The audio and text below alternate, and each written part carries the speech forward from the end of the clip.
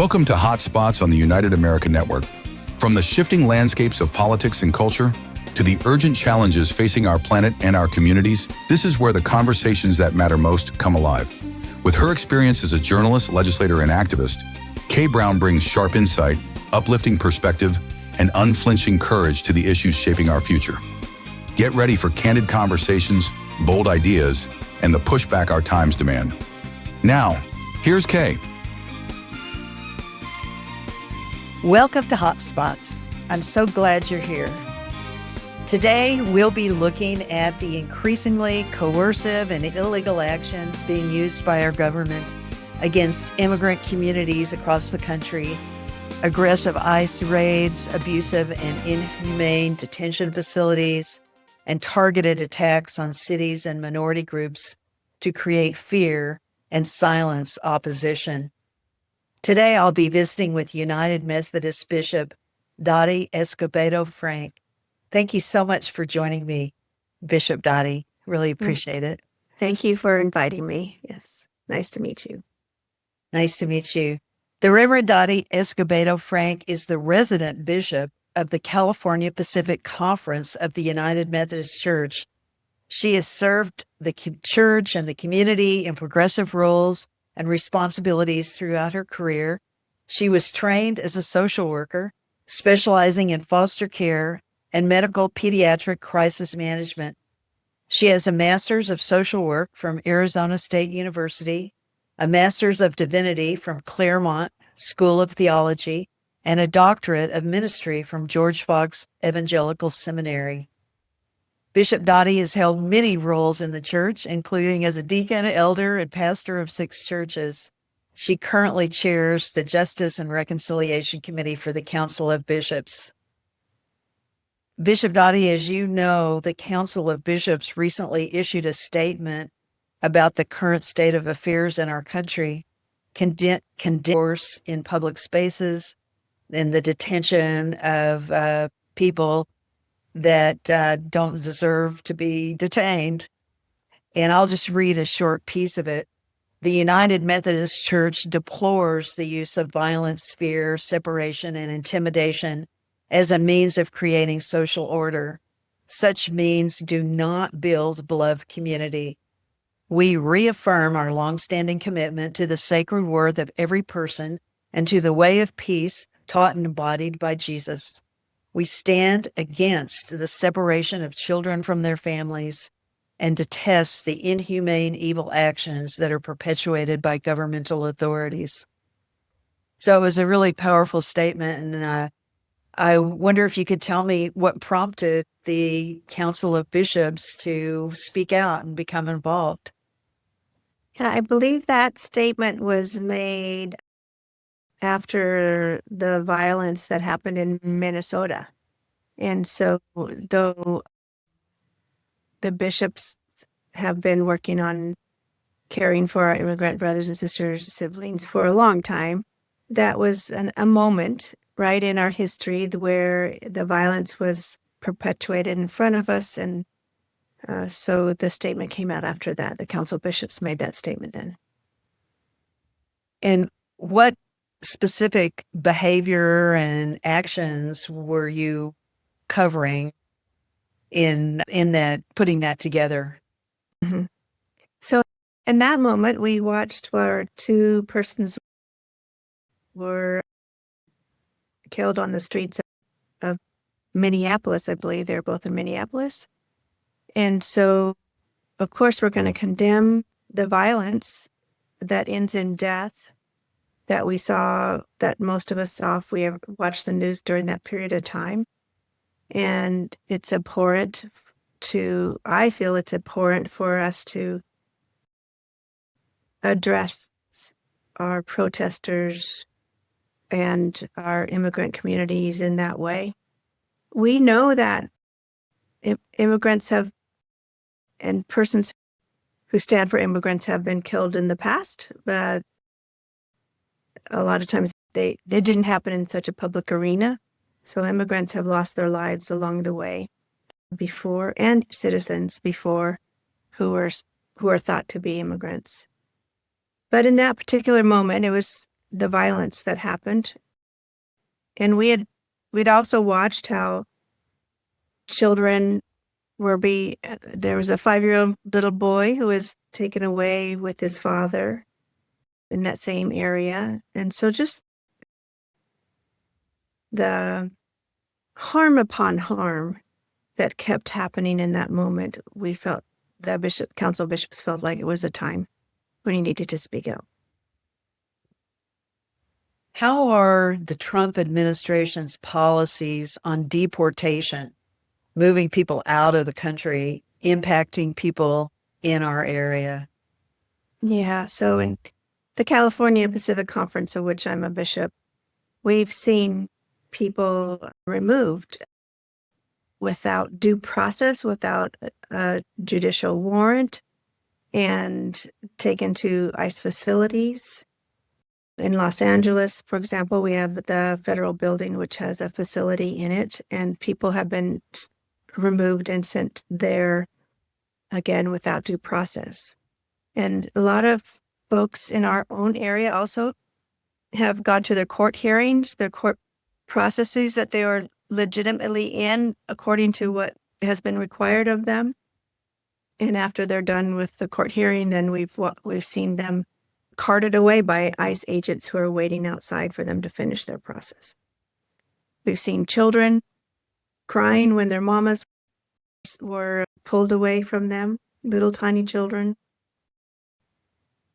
elementary school kiddos, babies. So we've seen it all in our area, right? In California, we are an area state that is rich in its immigrant communities, resources. We have people from all over the world in our communities, and we consider that a source of richness and wealth and wholeness, that we have this community that can work together with people from all around the world. So it feels like an offense to who we are when our neighbors are ripped away from us for no reason except for the color of their skin or the accent of their tongue. And in my particular area of churches, we, in January 29th, had an ICE raid in one of our church settings. And they came in and removed a man, and there was children, mothers, grandmothers, fathers, a big community gathering on a Saturday. They came in, ICE came in, took somebody away, just grabbed him. They came in with their guns and with their full face masks without a warrant at all. Didn't even try to give a warrant, just grabbed the person that they chased. And they took a community member of ours away. And of course, the people that were there, the church was terrorized. It took us a while for everybody to be able to go home because they were so afraid of just leaving the church. After that, they went into the sanctuary and were afraid to walk out and to go home. So that's going on still here. I went back and talked to that community a couple weeks later, what showed up on Sunday morning, and North Hills United Methodist Church, when I was with them, the leaders just gathered around me after the worship service and just started telling me their stories about how afraid they were that moment. And this one woman said, I had my grandchild and I saw the gun, and I just grabbed my grandchild's hand and walked him quietly into the sanctuary away from the guns. And she said that she was calm until afterwards, and that the fear she has now is still with her. So these kind of entries into our safe spaces with guns and masks and without due process are uncalled for. It's not who we are as a nation. It's not what we stand for as a country that was built around people coming to us from all over so that we can be a better country. The more of the global community that comes to the United States, the better off we are as a country. And yet that is being questioned, and the policies of this administration are breaking apart our communities. and making our neighbors suffer.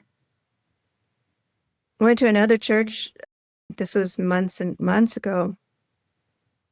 And I usually just show up at church. I don't announce that I'm coming because I like to just see how worship really is and be a part of the worship community. So I showed up in a Hispanic, Latina church, and towards the end, they asked the youth to come up, and the youth wanted me to pray for them. So I asked them, "What do you want me to pray for?" And they said, "Pray that it gets safe again so that I can go to school. Pray that my dad doesn't cry because he can't work. Pray that my brother and my sister don't get taken away. Pray that I get to stay with my mom." Like heart-wrenching prayers. And I prayed for safety for them, for their community. I prayed for them to have courage and strength to get through this time. And I prayed for all of us, the church community, that we would rise up and stand with our neighbors and be close to them and be the strength for them when they couldn't. So in our churches, like we deliver food to people these days because they can't work anymore. We deliver homework assignments to our kids in some of our churches because they can't go to school. And it doesn't feel like a safe place to be for some of our churches. Tough day. Yes, very tough. Where do you see things headed? From public reports, it sounds like there has been a pause in the public confrontations, although we know from reports of independent journalists and people on the ground that deportations are continuing apace. More ICE officers are being hired and deployed with minimal training. Facilities are being acquired and constructed around the country to house detained people. They're just expanding these camps to detention camps and putting people there to await disposition of their cases. Do you see the situation improving or getting worse? So what do you think we're headed for? I have to see the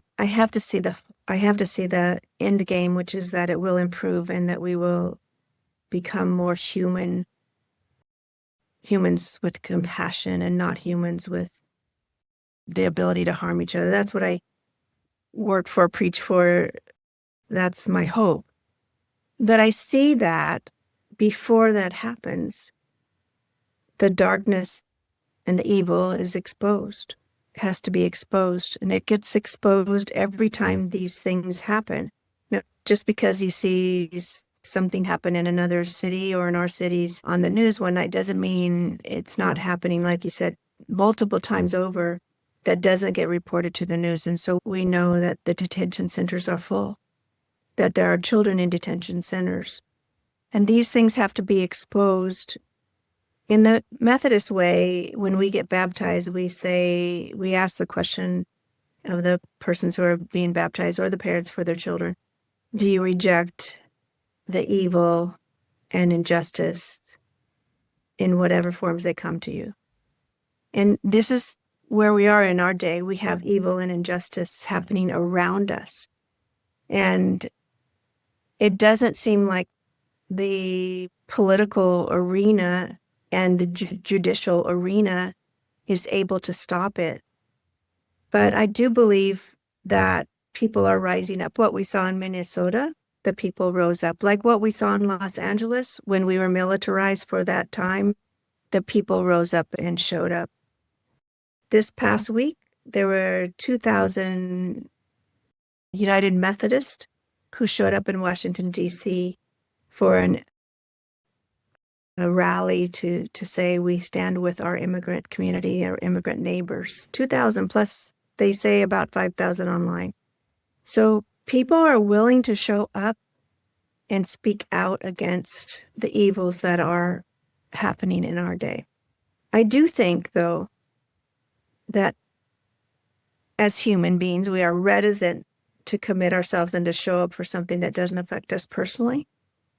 And so it's taken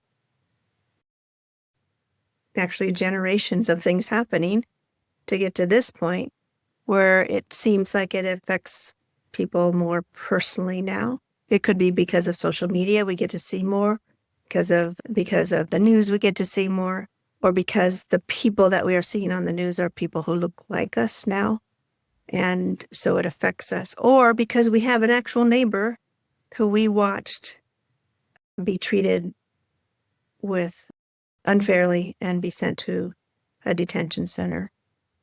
It's not always the big things, I think, that will change us. It's sometimes the small things. Like in LA, in the federal building, every Tuesday, there's a group of mothers, who march around the federal building, and as a remembrance of the children who have disappeared.